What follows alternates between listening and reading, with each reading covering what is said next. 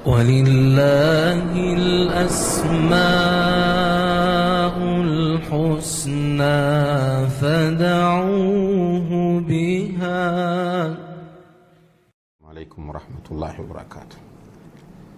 الحمد لله رب العالمين والصلاة والسلام على أشرف الأنبياء والمرسلين وعلى آله وأصحابه أجمعين. أما بعد. கண்ணியத்திற்குரிய பெரியோர்களே, சகோதர சகோதரிகளே, அல்லாஹ் ஜல்ல ஷானஹு வ தஆலாவை பற்றி அறிவது நம் ஒவ்வொருவர் மீதும் கட்டாய கடமை என்ற அடிப்படையில் அவனை அறிந்து கொள்வதற்காக வேண்டி அல்லாஹுடைய அல் அஸ்மா உல் ஹுஸ்னா அழகிய திருநாமங்களை ஒவ்வொன்றாக நாம் பார்த்து கொண்டு வருகிறோம்.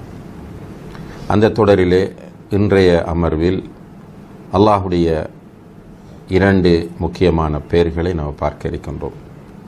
ஒன்று அல் முஃமின், அடுத்தது அஸ்ஸாதிக். அல் முஃமின் என்ற பெயர் அல் குர்ஆனில் சூரத்துல் ஹஷ்ர் 23வது வசனத்தில் இடம்பெற்றிருப்பதை நாம் பார்க்கிறோம்.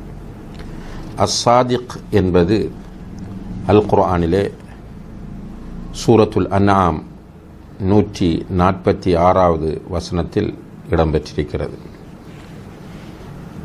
இரண்டுமே ஒவ்வொரு இடத்தில்தான் இடம்பெற்றிருக்கிறது என்பது மிக முக்கியமான அம்சமாகும். இரண்டு பெயர்களும் நெருக்கமான அர்த்தங்களை கொண்டதனால் இவை இரண்டையும் ஒன்றாக நாம் நோக்கலாம். அல் முஃமின் என்று சொன்னால் மொழி ரீதியாக உண்மைப்படுத்துதல், உறுதிப்படுத்துதல் என்ற அர்த்தத்தை தரக்கூடிய பெயராக அது இருக்கிறது. அதே போன்று அபயமளித்தல் என்கிற கருத்தும், அதாவது பயத்திலிருந்து பயமில்லாத ஒரு நிலையை ஏற்படுத்துதல் என்கிற அர்த்தமும் இந்த அல் முஃமின் என்ற சொல்லுக்கு அரபு மொழியிலே இருக்கிறது. இஸ்லாமிய வழக்கில் அல்லாஹுக்கு இந்த பெயரை நாம் கொடுக்கிற போது இதனுடைய அர்த்தங்கள் நிறைய காணப்படுகின்றன. உதாரணமாக அல்லாஹு தஆலா மனிதர்களை அநீதியிலிருந்து பாதுகாக்கக்கூடியவன். இப்போ அல்லாஹு தஆலா பொதுவாக எல்லா மனிதர்களுடைய விஷயத்திலும் நீதியானவன். அவன் யாருக்கும் அநீதி இழைக்க மாட்டான்.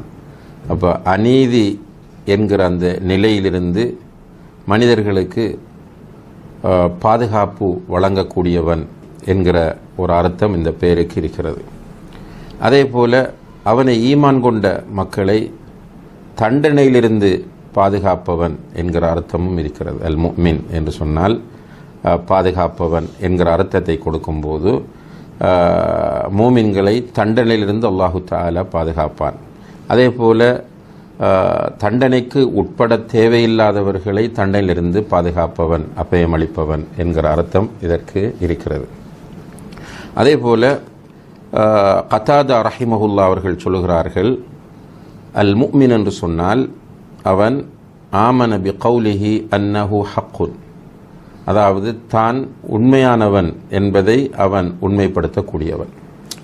முஃமின் என்பதற்கு அர்த்தம் அல்லாஹ் உண்மையான கடவுள், அவன்தான் உண்மையில் வணங்கி வழிபட தகுதியானவன் என்பதை உறுதிப்படுத்தக்கூடியவன் என்பது அதனுடைய அர்த்தமாக இருக்கிறது என்று கூறுகிறார்கள். அதே போல அல்லாஹு தஆலா தன்னுடைய அடியார்களுக்கு வாக்களித்த வாக்குறுதிகளை மறுமையிலும் இம்மையிலும் உறுதிப்படுத்தக்கூடியவன், உண்மைப்படுத்தக்கூடியவன் என்கிற அர்த்தம் இதற்கு இருப்பதாக இமாம் குர்துபி ரஹிமஹுல்லா அவர்கள் தன்னுடைய தஃப்சீரிலே குறிப்பிடுகிறார்கள். அதே போல அல்லாஹு தஆலா அல் முஃமின் என்று சொன்னால் யுஅம்மினுல் ஹாயிஃபீன், பயமுள்ளவர்களுடைய பயத்தை போக்கக்கூடியவன்.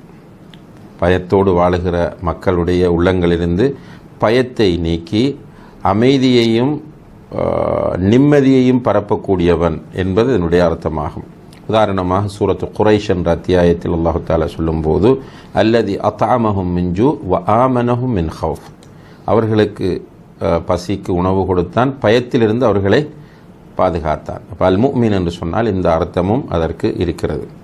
அதே போல அல்லாஹு தஆலா தன்னுடைய நல்லடியார்களை, தன்னுடைய நேசர்களை அல்லாஹு தஆலா பயத்திலிருந்து பாதுகாத்து அவர்களுடைய உள்ளங்களில் இம்மையிலும் மறுமையிலும் அமைதியையும் சந்தோஷத்தையும் ஏற்படுத்தக்கூடியவன் என்ற அர்த்தம் இருக்கிறது. உதாரணமாக பத்ர் யுத்தம் பற்றி அல்லாஹ் தஆலா சொல்லி கொண்டு வரும்போது சூரத்துல் அன்ஃபால் 11வது வசனத்தில் இத் யுகஷீகுமுன் நுஆஸ அமனத மின்ஹு, அவனிடமிருந்து பாதுகாப்புக்காக உங்களுக்கு அவன் சிறு தூக்கத்தை தந்தான் என்று அல்லாஹு தஆலா சொல்லிக்காட்டு. அந்த இடத்தில் பயப்பட வேண்டிய ஒரு இடம். அல்லாஹு தஆலா பத்ர் யுத்தத்தில் அவர்களுடைய உள்ளங்களில் பயத்தை இல்லாமலாக்கி அந்த நிம்மதியை அமைதியை கொடுக்கிறான். அதே போலதான் சூரத்துல் அன்ஃபால் 12வது வசனத்திலும் அல்லாஹு தஆலா சொல்கிறான் இத் யூஹி ரப்புக இலல் மலாயிகதி அன்னி மஅகும் ஃபதப்பித்துல் லதீன ஆமனு, இப்போ உங்களோடு நான் இருக்கிறேன் என்று அல்லாஹு தஆலா அந்த மக்களுடைய உள்ளங்களில் உள்ளுணர்வை ஏற்படுத்தினார். அப்போ அல்லாஹ் முஃமின் என்பதனால் அவனுடைய நேசர்கள், அவனுடைய நெருக்கமான அடியார்களுடைய உள்ளங்களில் அல்லாஹு தஆலா நிம்மதியை சந்தோஷத்தை ஏற்படுத்த. குறிப்பாக மௌத்தாகிற நேரத்தில் அல்லாஹு தஆலா அவனுடைய நல்லடியார்களை பற்றி சொல்லுகிற நேரத்தில் சூரத்துல் ஃபுஸ்ஸிலத் என்ற அத்தியாயத்தின் 30வது வசனத்தில் அல்லாஹ் சொல்லுகிறான் இன்னல்லதீன காலு ரப்புனல்லாஹ் ثم استقاموا تتنزل عليهم الملائكة ألا تخافوا ولا تحزنوا وأبشروا بالجنة التي كنتم توعدون. யார் எங்களுடைய இரட்சகன் அல்லாஹ் தான் என்று சாட்சி சொல்லி உறுதியாக கூறி அதிலே நிலைத்திருக்கிறார்களோ அவர்கள் மௌத்தாகிற போது மலக்குகள் அவர்களிடம் வருவார்கள், வந்து சொல்வார்கள் பயப்பட வேண்டாம், கவலைப்பட வேண்டாம், சுவர்க்கத்தை கொண்டு உங்களுக்கு நன்மாராயம், உங்களுக்கு வாக்களிக்கப்பட்ட சுவர்க்கம் உங்களுக்கு கிடைக்கும் என்று நன்மாராயம் சொல்லுவார்கள்.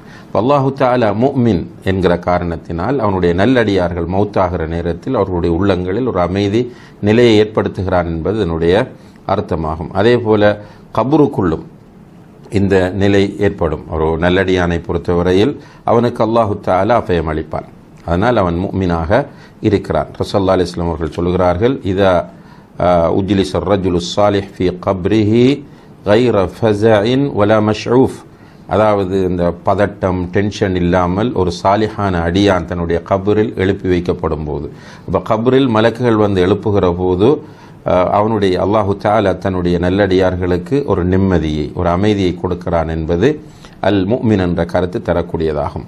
அதே போல மறுமையிலும் அல்லாஹு தஆலா அவர்களுக்கு சந்தோஷத்தை கொடுப்பான். சூரத்துல் அன்பியா 103வது வசனத்தில் அல்லாஹு தஆலா இதை சொல்லி காட்டுவதை நாம் பார்க்கிறோம். அதே போல அல்லாஹு தஆலா சாதிக், அவன் உண்மையாளன், உண்மைப்படுத்தக்கூடியவன். எனவே தன்னுடைய அடியார்களின் எண்ணங்களை எல்லாம் அல்லாஹ் உறுதிப்படுத்துவான், உண்மைப்படுத்துவான். அதனால தான் ஸல்லல்லாஹு அலைஹி வஸல்லம் அவர்கள் சொல்லுகிறார்கள் ஹதீஸுல் குதுஸிலே அல்லாஹ் சொல்வதாக அன இன்த ظن அப்தி பி, ஒரு அடியான் என்னை பற்றி நினைக்கும் போது நான் அவனிடத்தில் இருப்பேன்.